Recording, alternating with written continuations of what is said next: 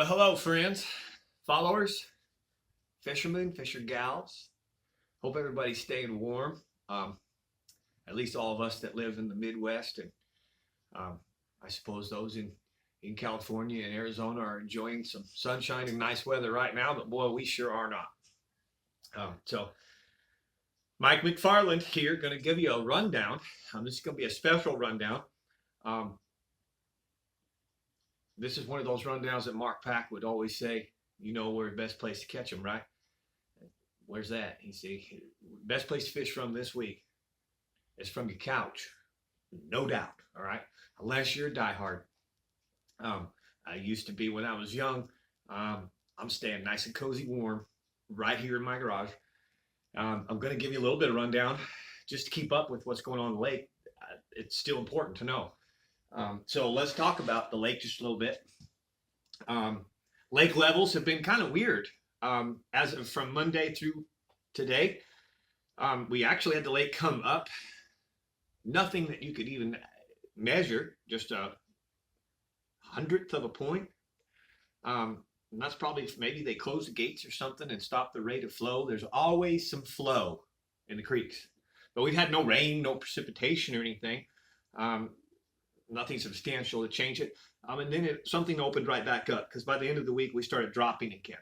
And again, that's still not much. Very, very little. That's hundreds. I believe that's dropped of an inch. Correct me if I'm wrong on that. I'm not a math genius. But this is the statistics of the lake level. As far as clarity, we haven't had any flooding, so nothing's changed. We're generally Lake Fork green this time of year, and some clear water down south is going to look more gunmetal blue. 1 to 2 foot visibility. Backs of the creeks look pretty good. If it stays this way, we're going to have a little clearer spring. Sight fishing might be a little better, but it's Texas. I don't expect it. We're going to have some pretty heavy flooding at some point. Temperatures. This is what's really changed. I think today's day 3. We haven't got above freezing. I'm having to break ice for my animals and to drink. I'm sure the cattle guys are out working so hard just to keep all their animals alive. And it's that cold, okay, which is very unusual for this area. It happens. It's winter in 1 week and it's gone. But it's cold. So water temperatures, 49 to 51 is where they were. With some warm trend in there. We had that little bit of trend that brought some waters up in the 53, 57, but briefly. Okay, it is way down now. It's in the low 40s. My pond, in fact, is trying to freeze over. I live in the north end of the lake. The pond is cold, and really it's related to the water goes right from my pond into Lake Fork. My pond's pretty deep enough to relate to, and seeing that ice on the shoreline, I wouldn't be surprised if the backwaters of Lake Fork are as cold or colder than my pond in the low 30s. Okay, so what does that mean for the fishermen? I ain't joking, man. Like old Impact used to say, the best place this week is just stay at home, stay safe. I've seen, I think old Bob Roberts filmed in the snow on Fork and caught some fish. If you do fish, the main thing I'll tell you, you probably want to fish deep, 30, 35 feet. Get on a spoon bite, catch a little bit of everything, catch whatever you get. Try some small spoons. I wouldn't necessarily throw big spoons, but there's just small slab spoons, maybe vertical drop shot a little bit. Get with some groups of a lot of life movement on your sonar. It's most likely going to be yellow bass or white bass. At least you're going to catch something on a day like this when it's that cold. Keeping you catching something keeps you warm, and you can and may get that right bite, still catch a really big fish, 30, 35 foot. Okay. Other than that, this is going to be a special rundown because I don't have any fishing information for you. Right? I was supposed to be starting my schedule tomorrow, February 15th. We pushed everything out 1 week. So starting next week, following week, I'm sorry, we will be giving you 2 to 3 rundowns a week, all the way deep into summer, late July, early August, maybe even more, okay? So this special rundown, what I want to do is I got a nice gift. Well, not a gift, but in this package, I know what's in here. It's one of my most favorite fishing products to use, not just on the fork. It can be used anywhere and everywhere, and it's so versatile. You hear me talk about it all the time, so I'm excited. I just want to open this box up for you right in front of you, and then I'm going to show you the ways that I use this awesome bait, or these awesome baits. Okay, so here we go. Let's open this up live. Now, not live, but you know what I mean. Literally discovering what's in here together. Okay. Oh boy. What's in here, folks, is Impact Lures 5-inch and 7-inch shad. Okay. I believe there'll be some 7-inch in here somewhere. Okay, there's your bigger one. All right. Man, hands down, probably it took me a while to really get my hands around using these. Here's Impact's favorite color, salt and pepper, one of his favorite colors. So when I say Impact Shad now, I mean Impact Lures. M-Pack stands for Mr. Mark Pack, the legend. Mark Pack in Lake Fork. All right, these babies right here, man, all year long, catch the fish on all year long, catch the big ones. And matter of fact, Mark has perfected this for catching the big ones. And then there's another little product in here, the Structure Guard. Basically a swim type jig hook. It's not a swim jig. I'm going to show you what I use it for exclusively. This is a 1 ounce. But let's go through. I've got this whole beautiful package to get through a little later and hang up on the wall. By the way, there are 3 new things in this video that were not in the last rundown. If you can, the first person to label all 3, actually there's a little more than 3, but there's 3 specific things in this video that you will not see in the last one. If somebody, the first person, gets me those 3 things, I have a special surprise coming to you. But now on with this special rundown. I'm going to be using the Impact Shad all year long, okay? And here's some of the best ways to use it. Number 1, I'm going to use a large version to show you. This is the 7-inch. Okay, this is like a fluke in essence, but it's a segmented fluke. Okay, there's 2 parts. Just like a glide bait. Okay, so when a hard bait is 2 pieces, we call it a glide bait. When a hard bait is 3 or 4 pieces, it's a swim bait. The 2-piece segment allows that thing to glide. Okay, do its swimming and glide. Well, guess what? So does this. Okay, the Impact Lures Shad, okay, is a 2-segmented bait. So I can use this now just like a fluke, and I'm going to use it weightless. Okay, here's the 5-inch. On the 5-inch, I use a 3-odd offset hook. The reason I want to use that offset hook, because it fits in there nice and snug in the groove. There's a groove in there for the hook, and that keeps the bait a little tighter and allows, in my opinion, for that to glide. Okay, so when I'm using this weightless and I'm jerk, jerk, jerk, pause. When I pause, this bait's dart, dart, dart, dart. Okay, so occasionally, remember, a 3-odd offset. If you find that you're missing fish, this bait's balling up and you're not getting the hook set in them, you have to go to the EWG. But I like to have that straight deal on the offset hook, a worm hook basically, all right? And again, on fork, I do not expose, but in most of your lakes that are open exposed, less tree stumps and things, you may want to expose. But this here, the 3-odd and the 5-inch,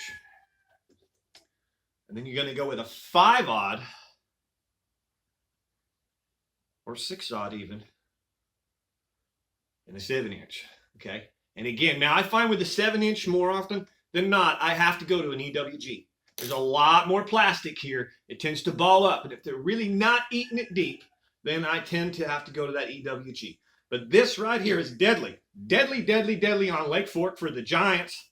It's one of Mark Pack's most effective ways and lures that he created to catch them big old ditch pickles, I guess is what he called them. Donkey, slaunch, mouth, whatever those guys are called in Texas.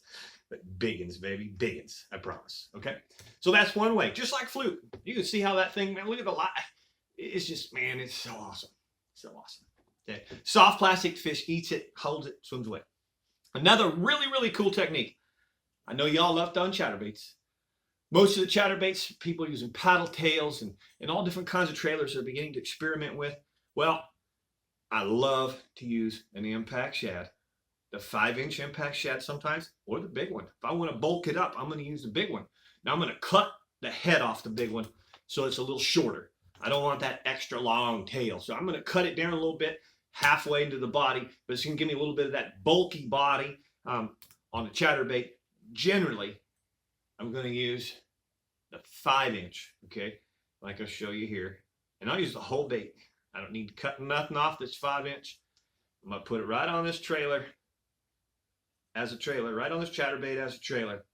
And it's perfect, all right? You see that segmented deal right there now is really going to let this have some extra action, but yet the tight tail keeps it fast, all right? In the wintertime, that's a secret, all right? That's just like having a flat-sided crankbait that's tighter instead of a big wobble, all right? So paddle tail's going to thump and wobble. Now we got a nice, tight chatterbait trailer, okay?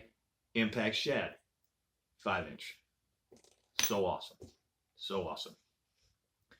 We miss you, bro. We're going to miss you forever, Mark Pack. Jig trailer, okay? Same thing, man. Most people just aren't thinking that.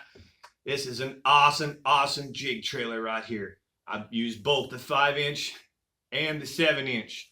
Most of the time, I'm going to use the Watermelon Magic as my jig trailer, and I dip the tail chartreuse. It really does an awesome job paired with a sand tone 3/4 ounce Pake's Perch skirt.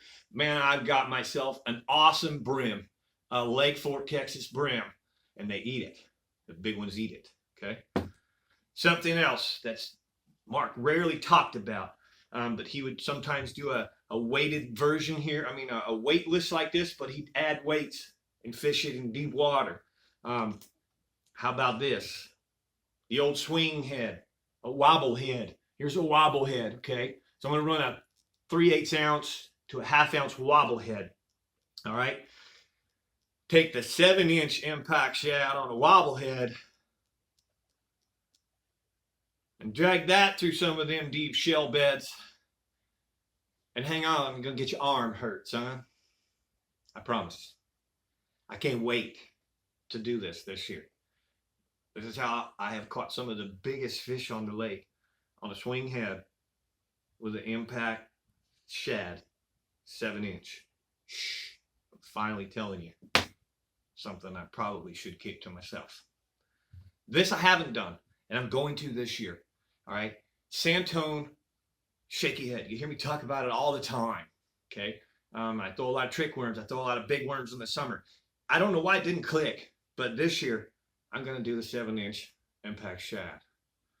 All right, and I can't wait because this is going to be deadly, deadly, deadly, and you'll see.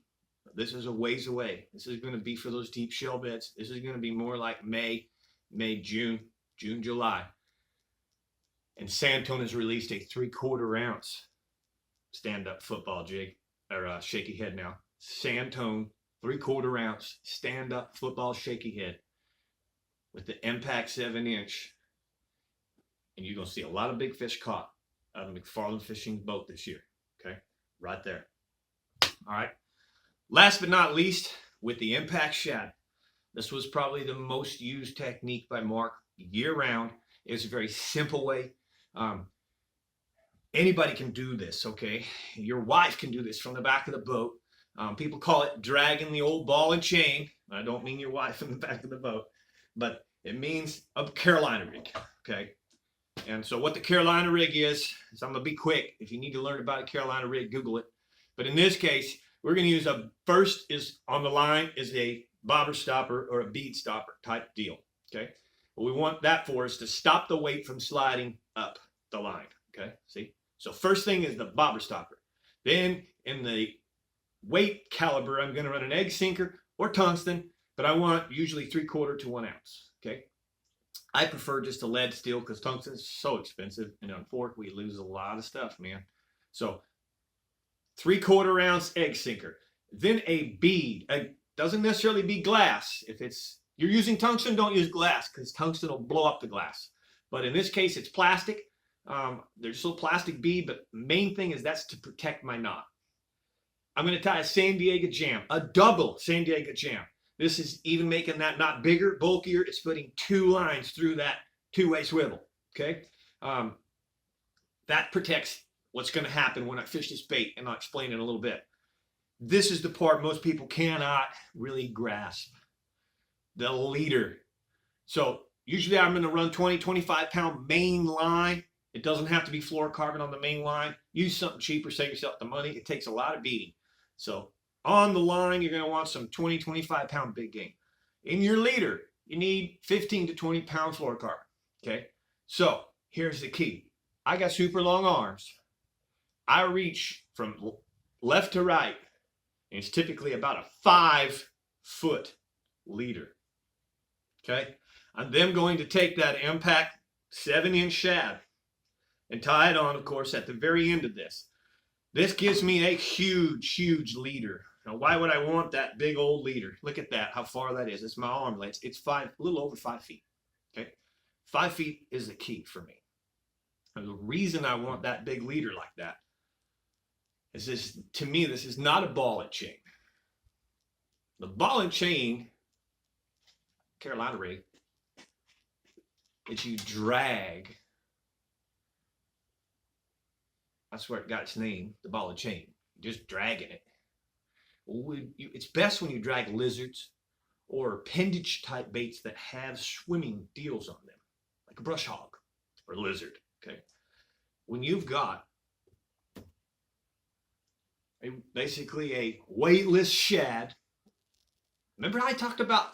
Maybe I didn't. I didn't talk about how to fish this like a jerk bait. When it's weightless, you cast it out. It's real lightweight. You let it sink and you twitch, twitch, pause. Twitch, twitch, pause. And this bait darts, and sinks. Comes back to life and sinks. Remember? Like a glide bait. Okay? So when you have the ball and chain, you should see where I'm going now. It's much like a glide bait. But it's on a 5-foot leader. That's all. And that weight is so that you can throw it. We're fishing this a lot of times in heavy wind. I only have the weight there so I can throw it. I'm fishing it in 2 feet of water. Just like a jerk bait. That's why I want to protect this knot so well. It's why I want to have it like it is. Okay? Because I'm going to snap it. Sometimes if I'm shallow water, I'm just snapping it like a jerk bait. Sometimes if I'm in deep water, I'm snapping it up.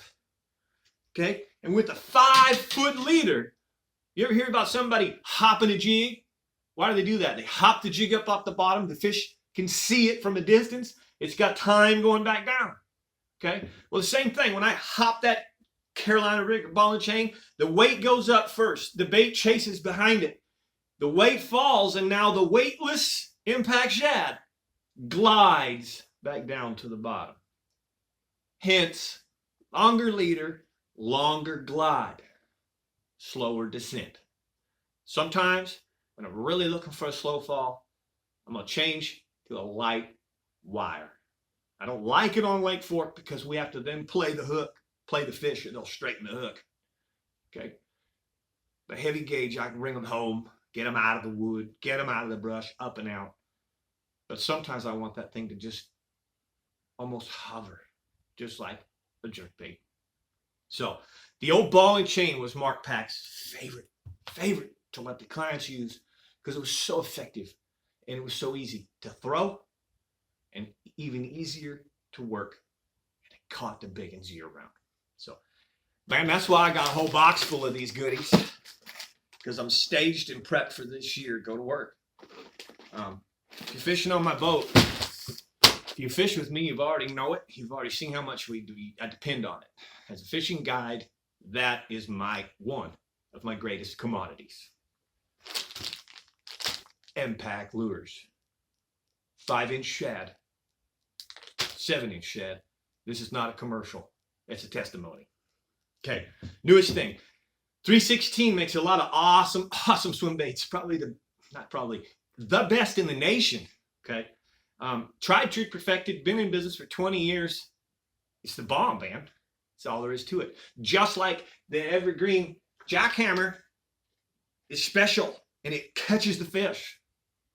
So does the 316. The difference is it catches more and it catches the right fish. All right. I've fished this in many ways. The line through, shallow, and things like that. I've never fished them deep.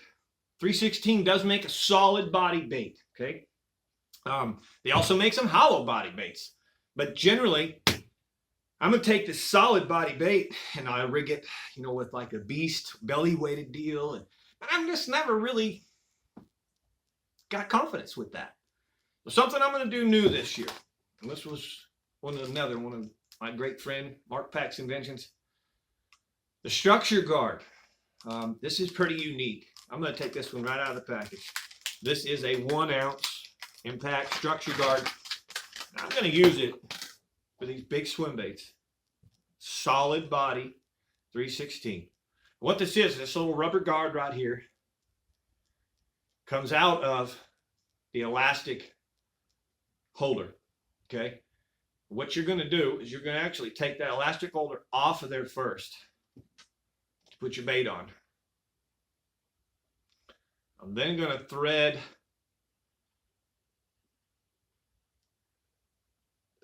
to the head of the bait. Try to make sure it's about as center as you can. That's pretty heavy weight now, so 3/4 and 1 ounce weights are going to control this pretty fair. All right. Now, a lot of times, what I want to actually do with this is it's such a big bait. And I'm going to redo this for you. I kind of want it more skinned in the top. I don't want to go deep into that plastic. So I want to stay right in the nose, but I want to stay a little shallower so that I can get some hook exposure. Okay, I don't want to go too deep, in other words. There it is.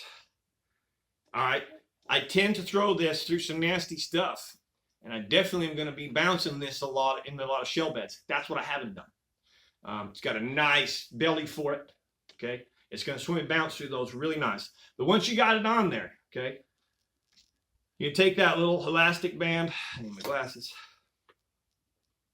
and put it back on the hook, and that's where this little guard will bend and insert into that little band.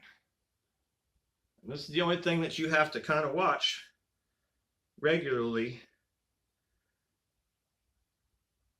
is to just make sure that, number one, you got a nice loop here. This is your weed guard, okay? It's a nice, flexible weed guard, but it really truly works, okay? And when the fish push down on it, you get exposure for the hook.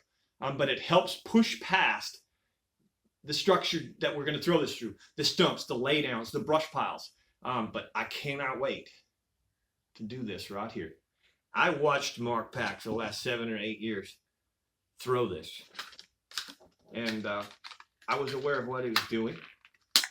And I was aware of where he was doing it. Sometimes later in the season, I might have fished some of those spots with my football jig. But I never did it with this. So this is time now. This year, we're going to go to work with the impact lures. And every big fish that comes aboard the boat, as I've said before, is going to get lifted up. Thank Jesus. And thank my good friend Mark Pack for all the things he brought us right here at Lake Fork. All right. That's my special rundown, folks.